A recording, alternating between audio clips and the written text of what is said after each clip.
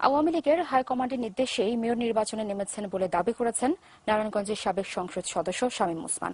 এখনও আনুষ্ঠানিকভাবে কিছু জানা না গেলেও তার দাবি, তিনি যা কিছু করেন তা দলীয় হাইকমান্ড বা শেখ হাসিনার নির্দেশেই করেন। মুনিশাহ রিপোর্ট। একটি টিভি চ্যানেলের অনুষ্ঠানের অতিথি হয়ে বসেছেন নারায়ণগঞ্জের সাবেক সংসদ সদস্য শামীম ওসমান। এখানে যারা প্রশ্নকারী হিসেবে উপস্থিত হয়েছেন সকলেই সাবেক এই এমপির পোষ্য। হেনস্থা হওয়ার ভয়ে সম্ভাব্য অন্য দুজন প্রার্থী এখানে আসেননি।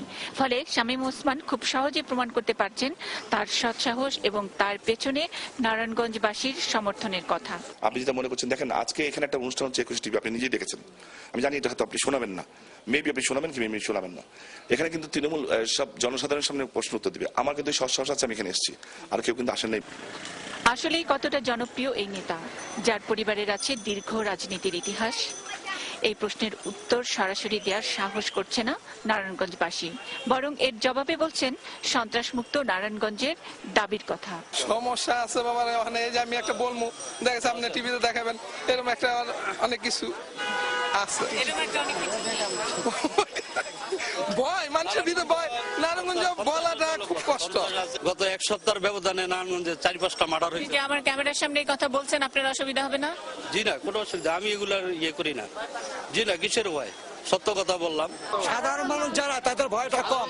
নারায়ণগঞ্জে যাকেই জিজ্ঞেস করি তারাই সন্ত্রাসমুক্ত এই ধরনের কথা বলছে। এটা কেন বলছে? আপনি একজন শিক্ষক মানুষ, কেন মানে অন্য জায়গায় গেলে কিন্তু এই কথাটা বলে না? দেখা গেছে যে আমাদের এই নারায়ণগঞ্জে নিজের ভোট নিজে দিতে পারি না।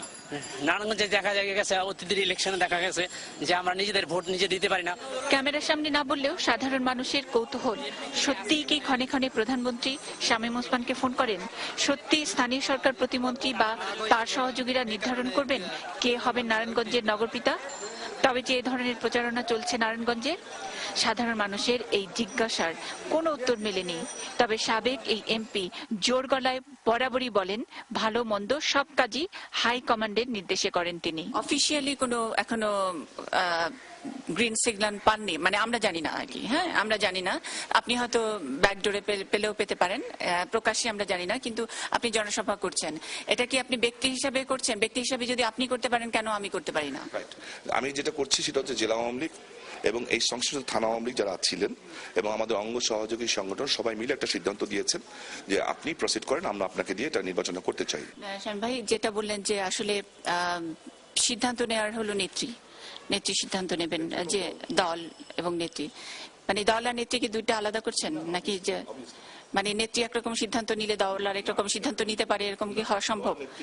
আচ্ছা, আমি ধরে নিলাম সভানেত্রী যদি সিদ্ধান্ত নেন যে আপনি আপনাকে নমিনেশন দিচ্ছেন, আপনার ছোট বোনকে দিচ্ছে, যার কথা বললেন, সেটা কি আপনি? নেত্রী যাকে সিদ্ধান্ত দেবেন, যেটা বলবেন, আমার দল যেটা বলবে সেটাই আমি মানতে বাধ্য। নেতা কখনো পালায় না। আমি একটু বলি আপনাকে, বিভিন্ন পৃথিবীর বহু বড় বড় মানুষদিন থেকে আরম্ভ করে লেনিন থেকে আরম্ভ করে সবাই করেছেন। এমনকি আমাদের রাসূলুল্লাহ সাল্লাল্লাহু আলাইহি ওয়াসাল্লামও কিন্তু মক্কা থেকে মদিনায় চলে গেছিলেন। হ্যাঁ, আমি আপনার জ্ঞান অনেক বেশি, কিন্তু আমাদের নবীজি পর্যন্ত মক্কা থেকে মদিনা। নবীজি চলে যাওয়ার শামীম ওসমানের চলে যাওয়ার মধ্যে অনেক পার্থক্য আছে।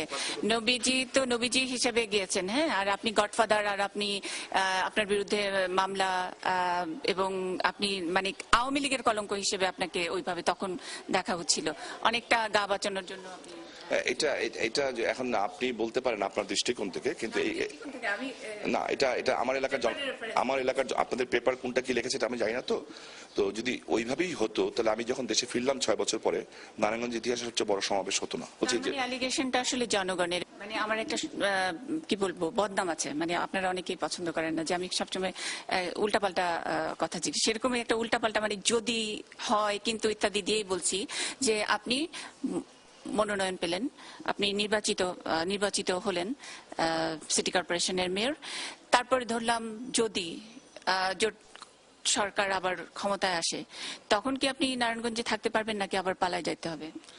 দেখেন, আমি আবারও বলছি, যেই কয়বার আমি, তখন তো আপনার থাকতেই হবে, কারণ এখন নির্বাচন হলে যে এই 5 বছর আরো 3-4 বছর আপনি পেয়ে যাবেন পরবর্তী সরকারের মতো উত্তর দিচ্ছি যে আমার যে বিশ্বাস, এই সরকার যেভাবে কাজ করছে অন্য সরকার ক্ষমতা আসবে না, এটা হলো এক। আর দ্বিতীয়, কনফিডেন্সের কারণে এরকম মরিয়া হয়ে বসছেন। কনফিডেন্সের কারণে মরি হচ্ছে না, সেইভাবেই এলাকাটাকে গড়ে তুলতে চাচ্ছি। 2 নম্বর যেটা হচ্ছে, যতবারই আমি চলে গেছি, আমি কিন্তু আমার পার্টির একদম সর্বোচ্চ হাইকমান্ডের নির্দেশ ছাড়া যাইনি। আর এই 2001-এ আমি গেছি, এবার কিন্তু আমাদের বহু বড় নেতারা সবাই দেশ ছেড়ে চলে গেছেন। হাইকমান্ড মানে কি শেখ হাসিনা আপনাকে চলে যেতে বলেছেন নাকি?